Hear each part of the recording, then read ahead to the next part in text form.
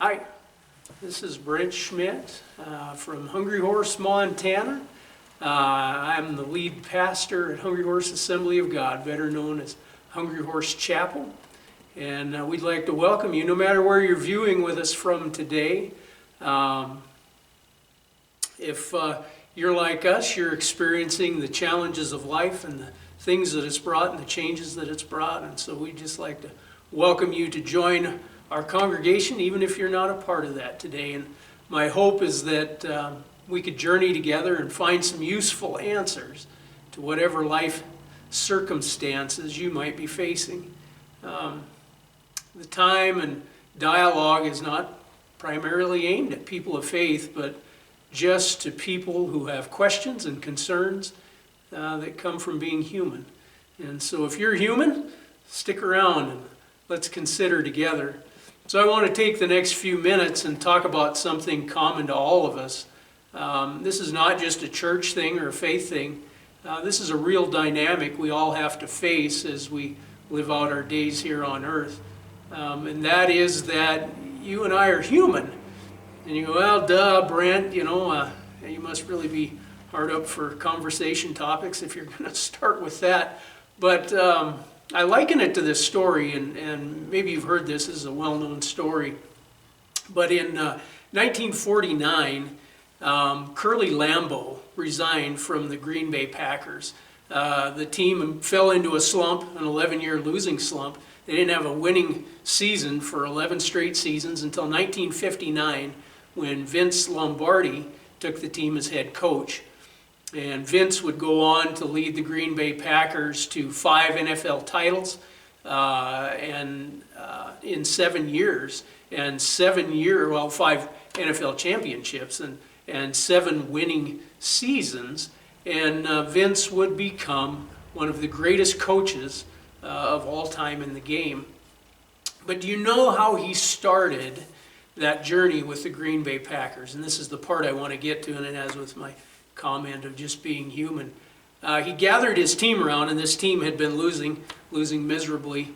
And the first thing he did, he gathered his team around him with a pigskin in his hand. He said, "Gentlemen, this is a football." He started with the most obvious point of the game, but it was one that he had to have as a foundation for building a successful team. And ladies and gentlemen, you are human. So if you'll put up with me for a few minutes and consider that with me, we can ask a couple of what I think are great questions that lead us to some interesting points of perspective. And the first question, I ask as I look around is, with the world facing its newest crisis, have you considered the humanity of each person facing the potential threat of the coronavirus? I think about that often as I look around, and I see things I never thought I would see in my lifetime, and experiencing things that I would have thought were just out of a movie. But each one of those people that I see are human, and something is causing them to act in that way. If you notice, each human is processing this dilemma in some form or fashion.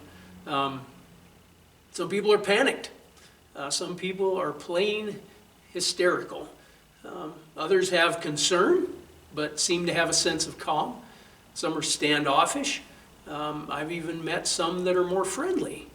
And if we're all human, then what allows different people to respond to this crisis in different ways?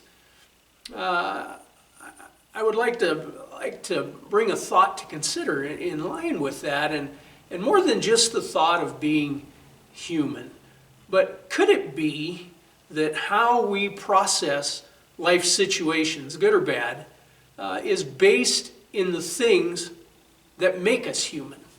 More than just a flat cardboard cutout, that we have parts, and there are things that make us up, and more affects us than just one thing at a time. And so in that, I look around and I would say, the crisis that we face is one of a physical nature, but is the only consideration of our humanity the fact that we have physical bodies. Now, it certainly is a great point of concern in the current situation is there physical ramifications of the pandemic, and I totally get that. However, are there people who have not physically been infected with the coronavirus who are still suffering in a very human way? There are.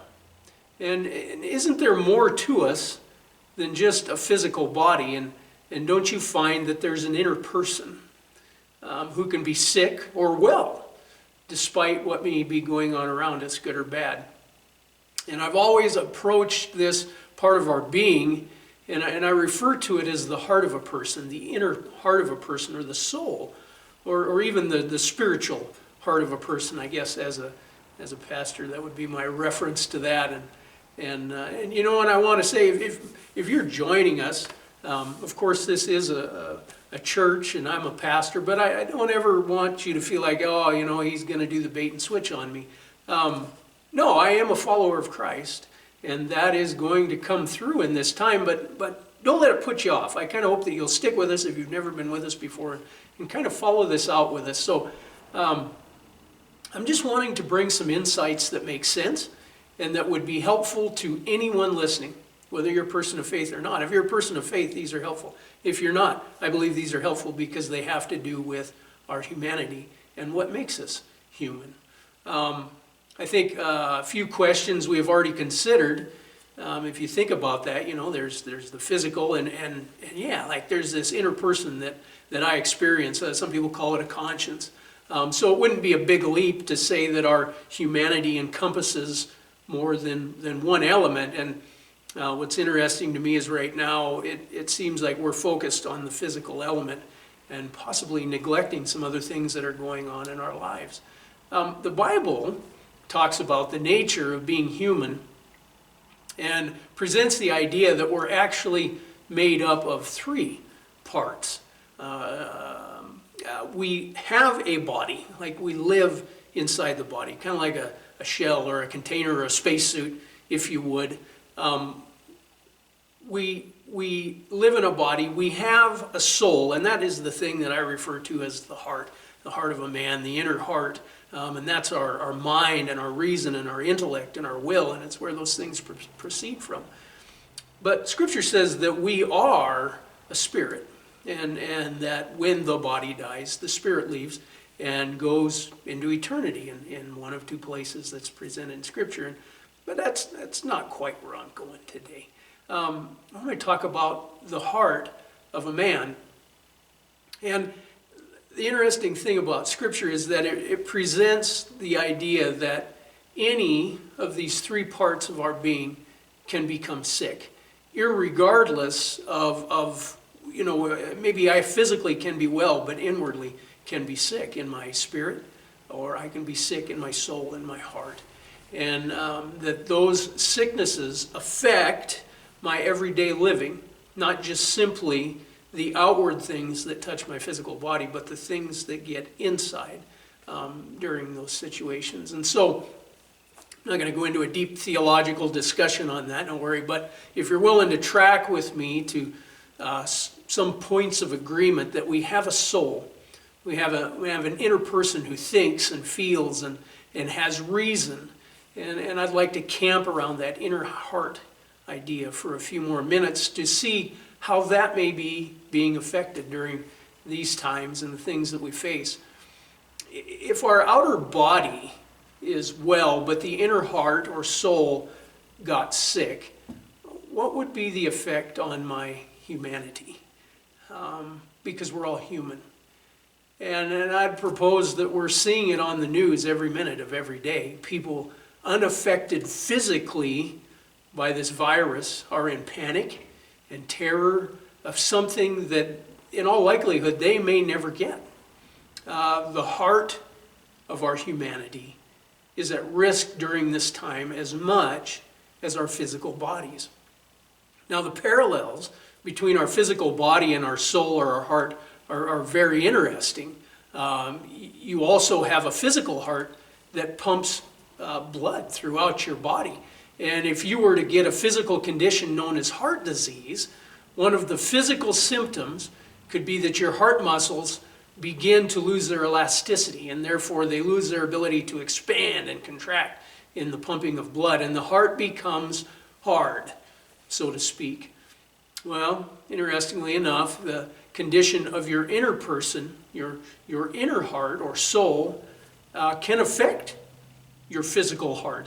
And which again isn't my point today, but stress and anxiety, which are conditions of your inner heart and soul, are one of the major contributors to physical heart disease. And doctors tell us that. It's like a real deal. You know, it's amazing to me that science comes alongside of so much of what Scripture teaches us. Well, the inner heart or soul of a man is just as susceptible to this heart disease. The hardening of the heart. Just as the physical heart can get hard, the spiritual heart of a man can get hard. And so I would say, would you say that this is a fair statement, that billions of people who will never contract the coronavirus physically will leave this episode in history with a life-sucking inner condition known as a hardened heart?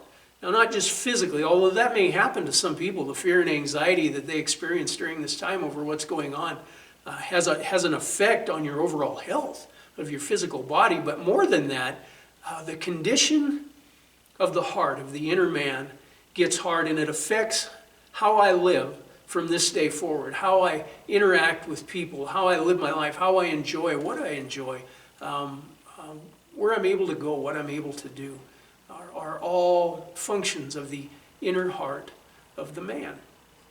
When people's heart becomes hard, life loses its meaning, and we become hard, mechanical people who have lost the softness we were created to have as human beings. And so I want to draw a little perspective from somebody else on this, and that was a man named Solomon, and he wrote a good portion of the book of Psalms and some other books in the Bible. But Solomon wrote this in Proverbs chapter 4, verse 23, and this is from the Amplified Bible. He said, "Keep and guard your heart." Now, he's not talking about your physical heart. He's talking about the spiritual heart of the man.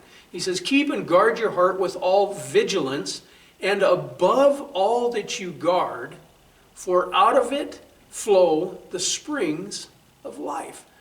Now, Solomon is a historical figure and attributed to be a great man and a king of great wisdom. And he told us to guard our inner heart above all that we guard. Why? Why should we guard that above all that we guard? I mean, that just grabs me because there's a lot of things that I could guard. But he says the inner heart of the man is the most important to guard. Well, the reason why is because life flows from that heart and is expressed in our physical bodies and presence and action. Sickness in the spiritual heart of a man can actually wreck the physical body, and that's not even affected by sickness. Solomon wrote again later on in the book of Proverbs in chapter 23, and in verse 7, Solomon wrote to us again, and he said, "For as a man thinks in his heart, so is he." In other words, the what gets into the heart will be expressed in our lives. And I look around our world and I watch some of the things, and sometimes I shake my head, and for me, it's so important to guard that my heart doesn't get hard towards other people who in their humanity are being affected in the heart of who they are by what's going on, that this thing has taken over in them, and you begin to see it physically manifest in how they live and the things they do. And so that is just kind of what prompted this line of thinking. Fear and anxiety about tomorrow have done far more damage to the world than the coronavirus could ever have done. And even though the virus is in the forefront, it's not the greatest factor affecting people. Fear is the greatest factor affecting people right now. Fear is the greatest heart-hardening syndrome ever known to humankind. And I have to guard my heart in my humanity and the things that make me human. I'm not exempt from fear or the syndrome that every human being will have to face. And I've tried a lot of things to guard my humanity, both my outer and my inner. Most of those things, though, were physical. Things that gave me a sense of safety. And isn't it interesting when the things that we feel make us safe begin to fail, that fear begins to rise up in the inner man? I mean, I've tried a lot of things. I've exercised. I attempt to put good things in my body. I'm not the picture of health, but I do pay attention to what I eat. I do make a point to get exercise and to try to stay healthy. I've worked hard to make enough money to support my family and save for later days. I've continued to learn and to try to be studious and furthering my abilities and in my learning. And I've endeavored to maintain a positive presence with my friends and family and community. But the funny thing is that right now, none of those things are keeping fear at bay. The resources that I've stored away for retirement and those things are in question. My health could change in a moment, and I'm separated. From many of those things, my learning, everything I've learned does nothing to protect me from something that I can't see. And so fear runs right through those things and into my heart, if that is the only layer of defense that's in place. Because fear is an unseen foe that ignores my physical efforts and attacks me where no one else can see, and that's in my inner heart. Fear is an isolator, and it makes me feel alone. Fear sucks the hope out of my efforts, and it's a real deal, and every human, you and I, face it. So I guess I would like to share some personal insights that you can consider. This is what I've gleaned through a lifetime of processing what I'll call the spirit of fear that attacks at will. The first thing that I've gleaned, and the first thing I know, the first thing I turn to is that I need to know that I'm not alone. Like I said, fear likes to isolate, and there's times, especially now, many of us can't get out. It's like, well, I feel alone. Well, I need to know that I'm not alone, and I need to know that I have someone on my side who is greater than fear and greater than the entity that fear may represent. And the only person I have ever encountered that fits that bill is Jesus Christ. Oh, Pastor Brent, you're going to talk about God. How's God going to fix this? And as I thought about that, maybe you're a person that joins us on a weekly basis, and so you wouldn't ask that question, but legitimately, maybe you've heard this before. I've heard this Jesus thing before. Maybe I even tried it. So Pastor Brent, what makes it so real? Why is that the answer for today? And I thought about a time when I was once challenged by a friend to give a valid answer for why I had committed my life to Jesus Christ in the way that I had, and that is I would trust Him with my life. And for me, this was a defining moment as a person of faith. And because the answer I gave was the truth that I hold true at its core. And this is what I told my friend. I said, my answer is this. I said, Jesus Christ did not come to make bad people good. He came to make dead people alive. And without the hope He gives me daily to live, I am a dead person. It at that point became not an argument of who's right and who's wrong, but it became a standpoint of hope offered freely to anyone who wanted it. And I need hope. Without the hope that He gives me each day, I am as good as dead. Maybe not physically, but spiritually on the inside, in that state of hopelessness that many even moves into depression, is that sense of being alone and being trapped and having no way out. And Jesus Christ offers a hope that has never been overcome. It has never been outdone. And I'm not going to try to present Jesus to you in a religious way and to give you all of the whys about what's happening in the world today, but if you would allow me to present Him to you in the context of a God of the how and how I'm going to make it, and how He's going to walk with us, and how He will get us through. Because let's face it, folks, this isn't the first crisis that's hit this earth. I talked to a man at our little general store the other day. He says, I've been through the pox, I've been through the measles, I've been through the mumps, I've been through polio. He goes, I've seen it all, but I've never seen people act the way they're acting with this crisis, which is, in all reality, will probably end easier on us physically than many of those other things that he had gone through. But there was a sense of hope that people had, and a place that they were looking, and one that they were leaning on during those times that allowed them to go through. And so I would like to give some hows, if you would let me, how you can live in hope today, promises from the Bible. The Bible is an amazing book of hope, an amazing book of hope. And the first thing I want to tell you before I do this, I know, again, if you're with us for the first time, you go, well, this isn't for me. I'm not a church person. I'm not a person of faith. But I would say it doesn't matter, because God's promises are not just to people of faith. And I'll even address that, I guess, a little bit. But the first thing I want you to know is that you don't have to change one thing to begin to take hold of these and to call out to God in your current place or situation. Because faith is a choice. It's a choice to trust God.